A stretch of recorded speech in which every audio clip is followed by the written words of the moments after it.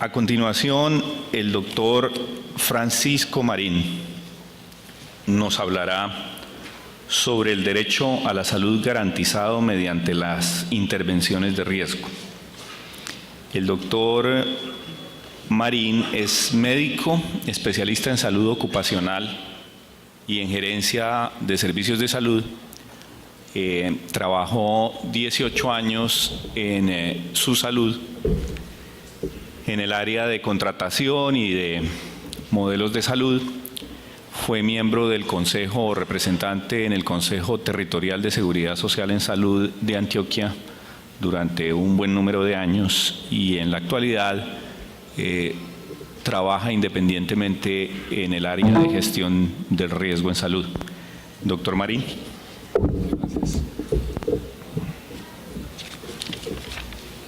Gracias a Gesta Salud por esta oportunidad y me uno a los expositores anteriores en felicitarlos por tan excelente congreso.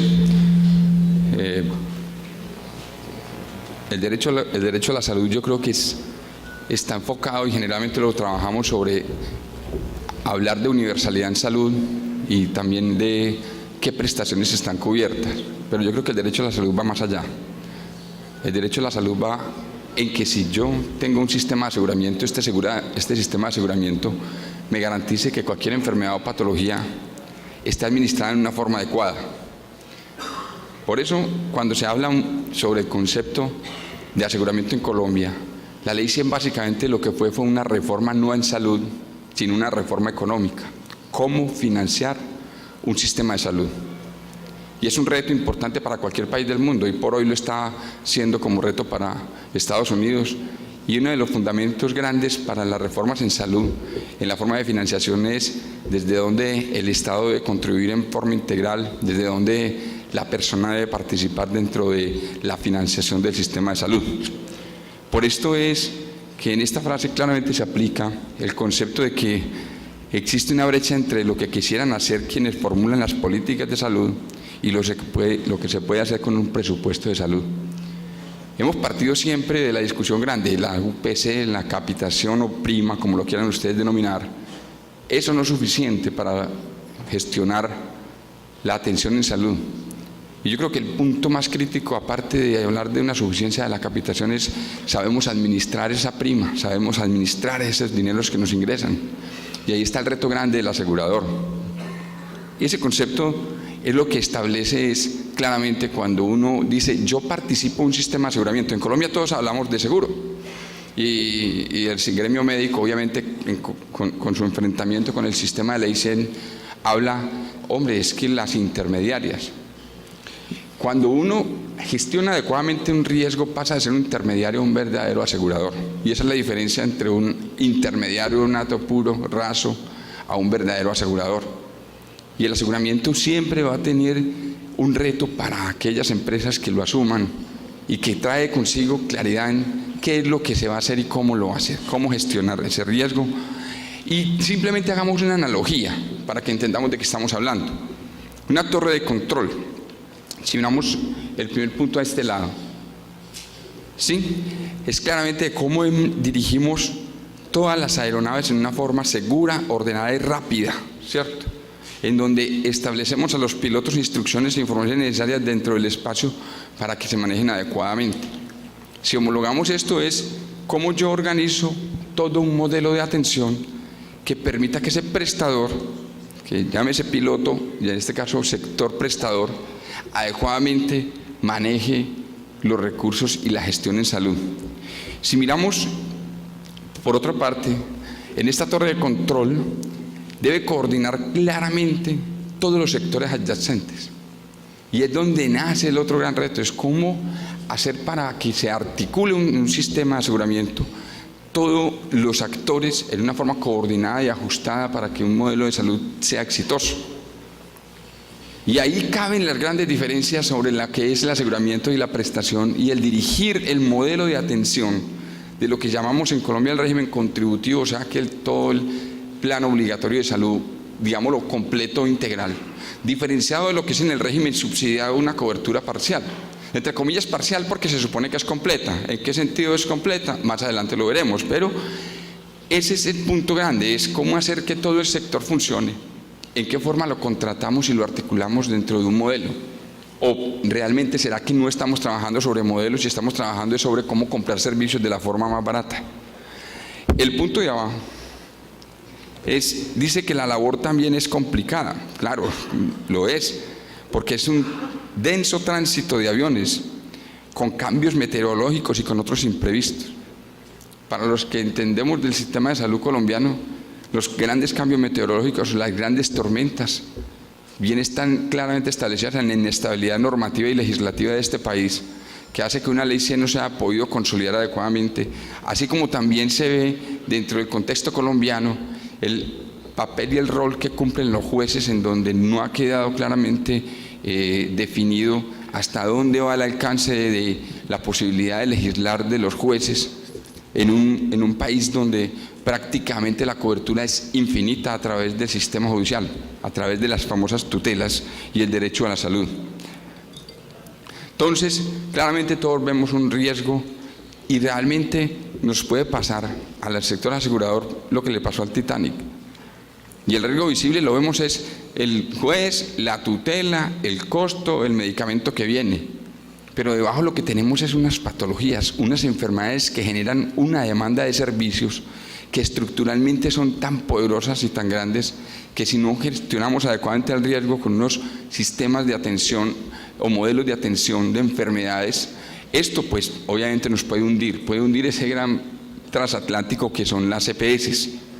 Por poner un simple ejemplo, cuando nosotros vemos claramente cómo el tema de la diabetes es un tema que se circunscribe a qué médico lo atiende, cuánto me vale la atención, cuáles son los medicamentos que consumen, detrás de ese gran iceberg es la afección de órganos blancos, cómo afecta al riñón, el cerebro, el corazón, y qué genera dentro de la carga de la enfermedad todas estas complicaciones que, si no son manejadas adecuadamente por un sistema de gestión de riesgo, pueden hundir ese Titanic o ese barco o esa empresa.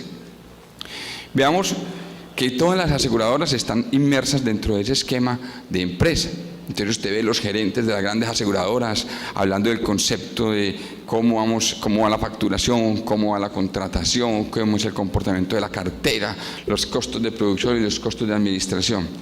Y yo creo que es hora de que en el sistema se entienda que el derecho a la salud que se le entrega al pueblo colombiano mediante un pago de una cápita que en fin se constituye en una prima, él lo que está pidiendo es que se le haga una atención a su situación de salud, que se le gestione las condiciones de promoción y prevención o que se le gestione adecuadamente la enfermedad. Y quien creyera, ese es el modo, a mi parecer, de impactar realmente en los costos de un sistema de salud. Ya vamos a irnos metiendo más en el tema claramente y aparece que en la primera etapa EAPB es una empresa administradora de planes de beneficios, lo que todos hemos llamado comúnmente las aseguradoras. Y arrancaron como se empezó en el año 1995, que en muchos casos algunas EPS todavía continúan en ese campo. Entonces el tema grande, siempre que se nombra un nuevo gerente en una EPS, lo primero que trabaja es cómo están las tarifas y cómo las podemos bajar. Cómo estamos manejando todo lo que es la auditoría concurrente. Cómo estamos trabajando el direccionamiento hacia el prestador, que en un momento dado puede ser la red que más barato presta servicios. Y ya en una fase más madura empiezan a aparecer ya conceptos de costo-efectividad y muchas EPS ya están inmersas en ese concepto. Entonces ya hablan de la evitabilidad, de los conceptos de evitabilidad. Ya hablan de los conceptos de pertinencia en la prescripción o el ordenamiento médico. Ya se empieza a constituir un modelo de guías de atención en salud. Y eso es lo que hace que ya se mire hacia un concepto de enfermedad, hacia un concepto de patología.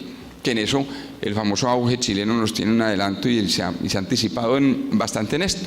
El auge lo que establece es que la cobertura es por patologías, ¿sí? Y define claramente la guía, y esa guía que incluye, y lo que está establecido en eso es lo que incluye para esa patología.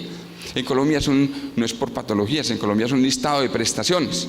Entonces aquí estamos en la gran discusión de si la lanceta para la diabetes se cubre o no se cubre, ¿sí? Cuando en Chile ya superaron eso diciendo, esta es la guía, entonces esto es lo que cubrimos, y para que algo nuevo entre dentro de esa guía tienen que tener unos estudios de costo-efectividad lo suficientemente bien fundamentados para que sean parte del derecho de la salud de esa persona, pero ya pensamos en la patología. Luego aparece en una etapa más madura el managed care que hace que se establezcan los famosos disease management, que se hable ya de modelos de atención en salud integrales, que se hable de un concepto amplio de salud pública. Y no se nos puede perder de vista que, si bien es cierto, la gran discusión es cómo se hace el financiamiento de los sistemas de salud en el mundo, pues detrás de que lo que estamos financiando realmente es un sistema de salud pública. Y no podemos caer en la discusión de que esto es un sistema de que si la capitación alcanza o no alcanza y las tarifas son o no son, cuando se nos olvide cómo es realmente el objetivo, que es el usuario con una enfermedad, una patología o un derecho a la salud. Entonces, ya lo último aparece el famoso Care Coordination, en donde hace una participación en donde el usuario interviene claramente por conocer todos sus derechos en la toma de decisiones. Y esa toma de decisiones hace más participativo al usuario, ya es un sistema mucho más maduro. Y primariamente todos hablamos de promoción y prevención, se vuelve un cliché, ya cada uno habla promoción y prevención. Y cuando hablamos de esto, medimos es cuántas vacunas puse, cuántas citologías realicé, cuántas actividades hice de X y Y situación, pero no preguntamos ¿y cuánto estamos impactando la incidencia del SAE service invasivo? Y ahí es donde aparece el concepto de gerenciamiento de riesgo. Y uno se pregunta, bueno, ¿y esto para qué sirve el gerenciamiento de riesgo? ¿Sí? En primer lugar, va a alinear el riesgo que se tiene con la estrategia de la organización aseguradora. En segundo lugar, identifica cuáles son los riesgos que están más impactando en el estado de salud de su población. De ahí tiene que venir una respuesta clara de un modelo de atención para gestionarlo, y así terminamos previendo, por lo menos midiendo y ojalá evaluando claramente el impacto que se tiene. ¿Sí? Es en síntesis algo muy simple. El ejemplo más simple es la patología renal. ¿A qué nos lleva la patología renal? A diálisis y a trasplantes. ¿Sí? Entonces, en Colombia la discusión está en cómo hacemos para contratar mejor la diálisis, cómo hacemos para que el trasplante no nos cueste mucha plata y haga suficiente. La pregunta es cuánto podemos frenar la incidencia de aparición de patología renal estadio 5 o qué modelo de atención podemos gestionar para que esto se evite. Dentro de todo esto es simple, un gerenciamiento de riesgo es un conjunto de procesos que se relacionan entre sí, dando una identificación inicial de cuál es ese riesgo y generando una respuesta a la incertidumbre. Cuando usted tiene un riesgo es una incertidumbre, no sabe qué va a pasar, ¿sí? Y como en la ley 100 colombiana, en Colombia para la seguridad social usted no hace una selección de riesgo, porque usted no selecciona el riesgo, la persona escoge una EPS y se afilia libremente. Selección de riesgo lo hace el seguro privado, en donde dice si asume o no un riesgo. Pero si yo no estoy haciendo selección de riesgo, mínimamente tengo que hacer evaluación del riesgo, ¿sí? Y entrar a evaluar ese riesgo se hace fundamental para poder decir yo cómo lo voy a impactar, qué voy a hacer y cómo minimizo el impacto de ese riesgo que estoy asumiendo en un caso que se presente. Esta es una diapositiva un poco compleja, pero voy simplemente a decirles que, pues, cuando se habla de riesgo aceptable, esto es una gráfica de un sistema de aseguramiento privado. Entonces, nosotros no podemos decir que un riesgo es aceptable o no. Aquí todos los riesgos entran del contexto de aseguramiento. Pero sí yo puedo decir cómo hago para reducir la probabilidad de que ese riesgo ocurra. Cómo reduzco sus consecuencias. Cómo lo transfiero y cómo lo evito. Considerando, obviamente, todo el tema de los costos y la factibilidad. ¿Cuál es la estrategia que yo realizo? Seleccionamos la estrategia priorizando para llevar un tratamiento y cómo hacemos cualquiera de estas estrategias. Erróneamente en Colombia se ha transferido el riesgo a través de un sistema de yo capito. Y yo capito, recibo una capitación y vuelvo y entrego otra capitación a otro y lo que hago es transferir el riesgo. Ese concepto de transferencia de riesgo que en Colombia mediante los modelos de contratación de capitación se hacen es absolutamente contrario a un éxito de la gestión de riesgo en salud. Es absolutamente contrario a impactar realmente el estado de salud, porque eso nos lleva realmente a ser la torre de control que monitorea, revisa, evalúa y gestiona ese riesgo. Por tanto, la administración de riesgo debe llegar a decir cuál es ese riesgo, identificarlo y priorizarlo y llevarlo finalmente a decir cuál es el que voy a abordar e impactar. Sin embargo, Colombia afortunadamente, para los que hemos trabajado mucho con el Ministerio en el concepto de nota técnica, ha venido evolucionando en los últimos años ya en una claridad de un sistema de información que lo hace más confiable. Yo diría que los últimos 3 años ya están estableciendo una verdadera línea de información confiable que permiten decir en Colombia cuáles son los riesgos que están claramente siendo posible revisar para impactar. Esto es lo que finalmente tenemos que entender, hay que medir, siempre cuantificar, y un sistema adecuado de información es muy necesario. Por eso, cuando se trabaja en gestión de costos, las EPS, el reto en Colombia y la gran discusión en todos los escenarios es los costos no alcanzan, lo que hablaba nuestro expositor anterior. Hay una prima y los costos cuáles son, y esa prima sí alcanza para cubrir esos costos. Y siempre que atacamos el concepto de gestión de costos, se nos olvida que una de las herramientas más importantes para realmente gestionar el costo es mediante el control del riesgo. Y por eso tenemos que entender, uno no puede manejar una empresa a ciegas. Tenemos que tener un buen sistema de información, pero también otra parte de la ceguera no es la falta de información, sino la falta de claridad en la estrategia del abordaje de gestión del riesgo. Mínimamente uno tiene que entender cuál es el peso que tiene sobre el costo. Esto es una grafiquita de cómo pesan fuertemente el tema hospitalario y el tema de medicamentos dentro de todo el tema de la medición de los costos de las EPS, ¿sí? Cuando usted mira esto, entonces es un gerente que hace la gestión de riesgo es, bueno, licitemos compra directa de medicamentos o miremos cómo bajamos las tarifas. Claro, ¿por qué no revisamos una verdadera nota técnica y miramos realmente cuánto es el impacto del alto costo, que tiene un 22%? Y les asusta el alto costo. Cuidados intensivos, terrorífico porque es un alto costo. Mi pregunta es, ¿cómo se llega a cuidados intensivos? Y empiecen por plantearse el tema del prenatal, el control prenatal, volviendo a lo simple, volviendo a lo elemental. El control prenatal, ¿qué te está evitando? ¿Qué está evitando el control prenatal? Realmente es una parte o un componente de un riesgo que se llama el riesgo materno-infantil, y ese riesgo, ¿cómo se gestiona? ¿Sí? Entonces, ve uno, por ejemplo, la falta de unas estrategias consistentes, fuertes y claras sobre gestión de riesgo en lo que es el manejo del embarazo, especialmente el trabajo de la amenaza del parto prematuro. Entonces, si tenemos una desnutrición, que es parte también de un componente de una materna sana, si no tenemos un programa claro de seguimiento, obviamente el reflejo al final es un problema de fondo de una falta de gestión del riesgo adecuado. ¿Y qué tenemos como consecuencia? Niños prematuros metidos en cuidados intensivos durante 60 días y nos cuestan básicamente 35 o 40 millones de pesos, y esto se refleja finalmente en unas pérdidas económicas grandes para el sector asegurador. Cuando uno mira, entonces tiene que entender la carga de la enfermedad, cómo se está comportando y qué es lo que te está pesando en el costo. Y si tú miras, la cirugía cardíaca pesa mucho, el sistema nervioso central, y empiezan a trabajarse unas cantidades de conceptos de costos en donde simplemente podemos decir, miren, el 23% de las hospitalizaciones de una investigación que se realizó en una empresa de régimen contributivo que yo elaboraba, el 23% de las hospitalizaciones tienen relación con la diabetes. Entonces, si nosotros tenemos que el 23% de las hospitalizaciones son la diabetes, la pregunta es qué tan evitable es ese nivel de hospitalización, ese índice de hospitalizaciones, con un control adecuado de gestión del riesgo. Entonces, cada vez las camas nos van a ser insuficientes, o gestionamos el riesgo o construyamos más infraestructura. Y esto hace en esta curva como, por ejemplo, uno mira claramente el crecimiento de los medicamentos no POS en cuanto a la carga en el costo real de las aseguradoras. Y uno se pregunta, unos medicamentos no POS, hay muchas maneras de analizarlo. Es uno, pues el costo de los medicamentos per se, pero lo otro es por qué estamos llegando tanto a medicamentos no POS. Es claro, por ejemplo, que un carcinoma de cervix que no es atacado en forma oportuna termina en quimioterapia con una cantidad de medicamentos de alta y última tecnología. Entonces, si la conducta se ahorra más previniendo un cáncer invasivo de cervix con una simple citología y un buen programa de promoción del cáncer de cervix, que negociando adecuadamente los medicamentos no POS para una quimioterapia que es bastante costosa. Cuando usted incurre ya en ese costo, está perdido.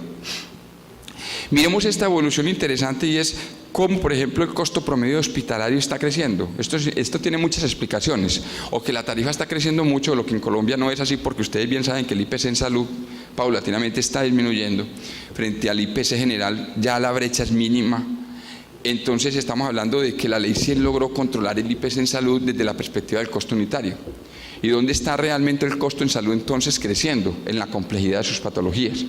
¿Y de dónde se desarrolla el concepto de complejidad de patologías? De una patología que cada vez se nos hace no solo más complejas por la evolución del riesgo epidemiológico, sino también porque estamos hablando de que en Colombia el aplanamiento de la pirámide poblacional ya es un hecho. Estamos partiendo de que cada vez hay mayores personas de mayor edad, adultas, que obviamente traen unas patologías más complejas. Pero si adicional a un cambio de epidemiológico desde el punto de vista de pirámide poblacional, no le agregamos unas estrategias y unos planes dentro de la gestión del riesgo para esas poblaciones, entonces vemos el cambio del comportamiento epidemiológico, pero no vemos el cambio de las estrategias hacia un impacto en ese cambio de perfil epidemiológico. Y peor todavía, el tema en Colombia que ha ido evolucionando hacia un sistema de prestación de servicios donde cada vez estamos apuntándole, si es cierto, más a la calidad, pero estamos viendo un índice alto de reingresos hospitalarios. Entonces ya no solo nos está costando el no gestionar el riesgo, sino que nos está costando la falta de gestión en calidad con el reingreso de los pacientes. Concluyendo un poquitico el concepto de números para pasar a un ejemplo de gestión de riesgo en el sistema de régimen subsidiado que quiero mencionarles y decirles cómo sí es factible eso en el régimen subsidiado. Simplemente hubo un estudio que nos mostró en Kaiser Permanente una gran HMO americana, de la cual admiro mucho, la conocí, me pareció súper interesante la forma de gestionar el riesgo. Creo que es de las aseguradoras para mí que mejor gestionan el riesgo de las que conozco. Obviamente no conozco el gran mundo en todo su contexto.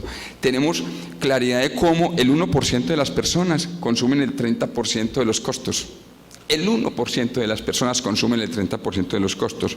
Pero como eso es en el Kaiser Permanente, veamos qué pasa en un asegurador colombiano. El 0.7 de los afiliados de un régimen, qué pena, pero este estudio es de régimen contributivo, entendiendo de que esto estamos hablando en régimen subsidiado.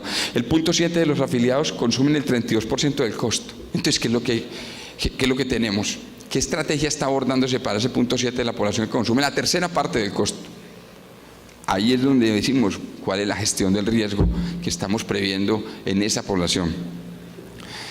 Esto pues obviamente nos hace ver hacia futuro que existen muchas posibilidades de trabajar. En primer lugar, gravísimo el concepto de manejo de indicadores en Colombia. Colombia todavía los indicadores, estamos trabajando con aseguradoras que tienen 12, 14, 15 años y todavía no tienen un claro nivel de indicadores que lo lleven a mirar realmente en la efectividad. Es decir, una cosa es eficiencia, ¿sí? Por ejemplo, la cobertura en citologías. Entonces hay empresas que tienen una cobertura en citologías que cumplen con las metas establecidas por el Ministerio de la Protección Social. Mi pregunta va más allá. ¿Cuántas de esas citologías positivas se tomaron a tiempo para gestionar un carcinoma in situ y no esperar que sea invasivo? Entonces, yo puedo mostrar muy buena cobertura de citología, pero muy mal impacto por falta de una gestión del riesgo del CA de service, ¿correcto? Entonces eso ya me indicaría a mí realmente, no es medir cuántas hice, sino medir realmente si el impacto en el cáncer de service se llegó adecuadamente a él, aprovechando adecuadamente los recursos, ¿sí? Esto, pues obviamente, yo que estuve 15 años administrando una empresa de ley 100 en el régimen contributivo, pues a veces esto es muy duro porque la carga la estamos soportando solo los aseguradores.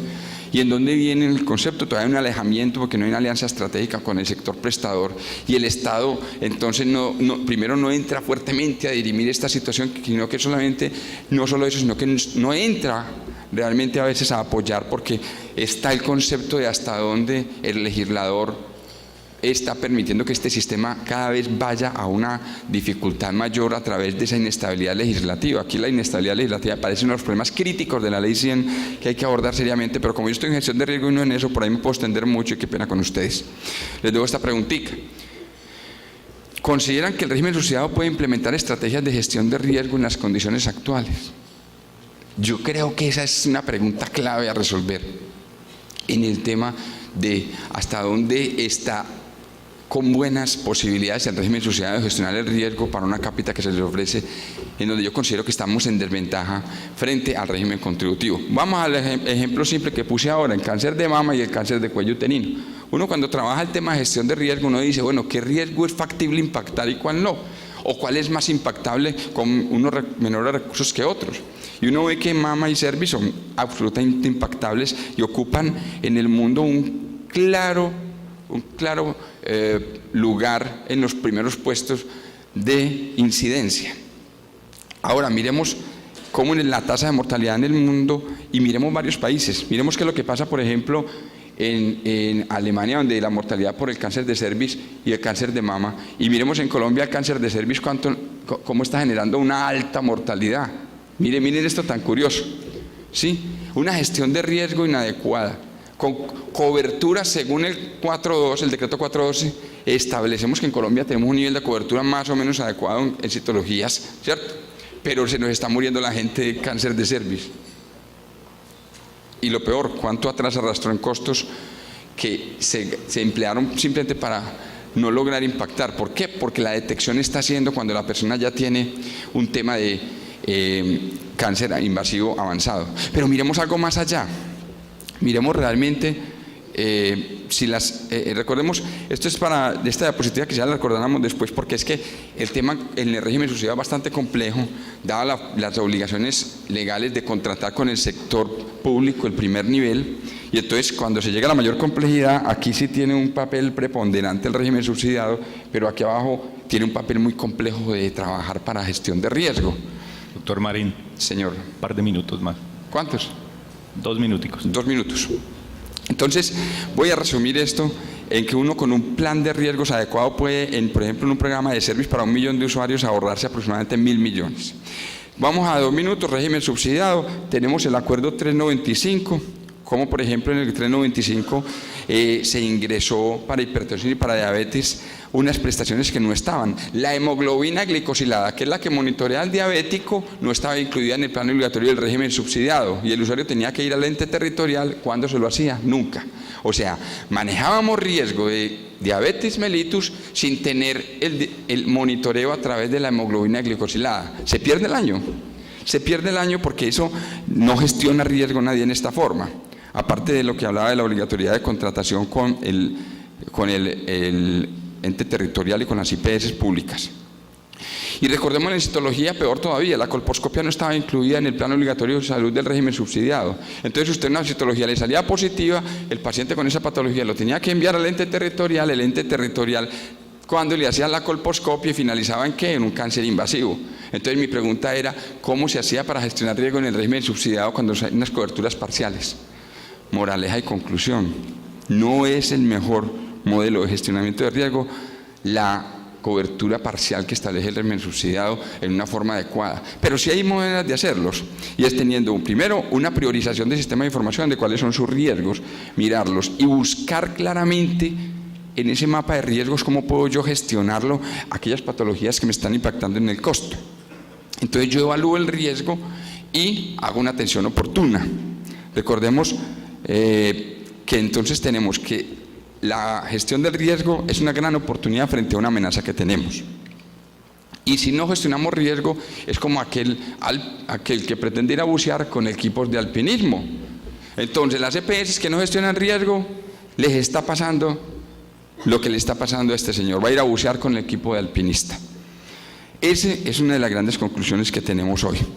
Y los centros de excelencia son una gran alternativa. Por ejemplo, hoy estoy yo gerenciando CIE Salud, que es un centro de excelencia que estamos trabajando CIE de diabetes, por ejemplo, y mediante un modelo de atención. Estos centros de excelencia finalmente, ¿qué buscan? Buscan es impactar precisamente en el riesgo. Pero ¿cómo hace un centro de excelencia para trabajar riesgo cuando parte de la prestación está capitada en el nivel básico y parte de la prestación está con las clínicas y está fragmentado el riesgo en la atención en diferentes prestadores? Y me va a demorar 2 minuticos más, doctor Galán, y excusa, y ustedes también, qué pena no haber planeado bien esto, pero finalmente los pilares grandes son que el conocimiento se homologue y que se tenga, en primer lugar, una satisfacción adecuada de los usuarios, en segundo lugar, un impacto en el costo en salud, y en tercer lugar, obviamente, un impacto en el estado de salud. Eso es lo que busca la gestión de riesgo. Finalmente, pues me voy a adelantar porque ya el doctor me tocó el punto. Quería mostrarles cómo realmente la diabetes mellitus, por ejemplo, se puede trabajar en un sistema de gestión de riesgo, porque uno debe decir para qué hace un modelo de atención, por qué lo diseña, cómo debe abordar ese riesgo con estrategias innovadoras, dónde lo debe hacer, que yo sigo considerando que el norte grande para la gestión del riesgo en Colombia está en la implementación por las aseguradoras de centros de excelencia para que estos riesgos que son priorizados sean manejados en una forma integral, con una línea muy clara de integralidad. Ejemplo, el 395 y la atención del diabético. El 395 lo que les dijo es, vea, yo les voy a regalar la lupa para que usted, porque la norma le dice, este país es muy curioso, no solo norma qué se cubre, sino cómo se debe cubrir, cómo se debe atender y cómo se debe hacer. Y dice, bueno, yo le normo 395, ingreso estas prestaciones y no las puede subcapitar. Gracias a Dios lo hicieron, porque si les toca capitarlo con el primer nivel, allá en esa nube del primer nivel se pierde. En Medellín, en una reunión que estábamos, yo régimen contributivo con régimen subsidiado, le preguntaba a una empresa de régimen subsidiado, usted tiene un índice de sífilis congénita alto, pero vea, apréndale a este otro. Francisco, cuénteles usted cómo hace. Claro, él tenía que contratar, porque era régimen subsidiado en Antioquia con Metrosalud, que es la S, o sea, las IPS del Estado. Y me dijeron, bueno, ¿usted cómo hace para gestionar porque tiene cero sífilis congénita? Mi respuesta fue muy clara, pues yo no contratar con Metrosalud. O sea, si un prestador no es un aliado en la gestión del riesgo, no es un centro de excelencia en la gestión del riesgo, se pierde el año. ¿Qué debe pasar? Se debe ir hacia la implementación de modelos de atención para patologías críticas. Se deben implementar modelos en centros de excelencia. La forma de contratación debe ser variada y Gestarsalud debe buscar, seguir en esa lucha que tienen de buscar que no tengan la obligatoriedad de contratar con las empresas del Estado. Es que no tiene que ser que se subsidie la red pública a través del perjuicio de gestión de riesgo. Estamos empeorando el estado de salud de los colombianos por una norma que obliga a gestionar con quien no gestiona el riesgo. Y además de eso, muy grave, mucho más grave todavía, rápido, debemos ir al cumplimiento de la sentencia T760 en nivelar los planes y hacer más integral la cobertura para los usuarios del régimen subsidiado. Esos son los 4 puntos. Por eso quiero terminar con esto finalmente, y es, señores, si seguimos trabajando, pensando y actuando en gestión del riesgo en salud como lo estamos haciendo hasta ahora, aplica la frase que tenemos de Keynes, un gran economista, que dice: la cosa más difícil del mundo no es que las personas acepten nuevas ideas, sino hacerles olvidar los viejos conceptos. Muchas gracias.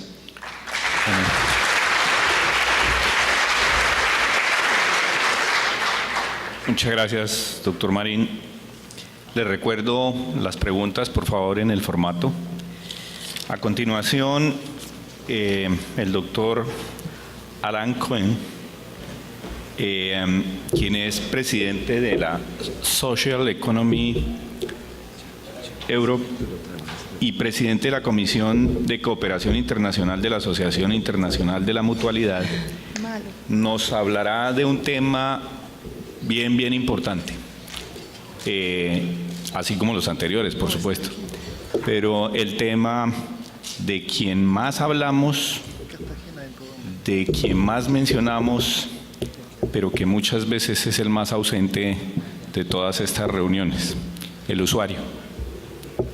El empoderamiento del usuario en la gestión de la salud, experiencia de las mutuales del mundo. Doctor Cohen.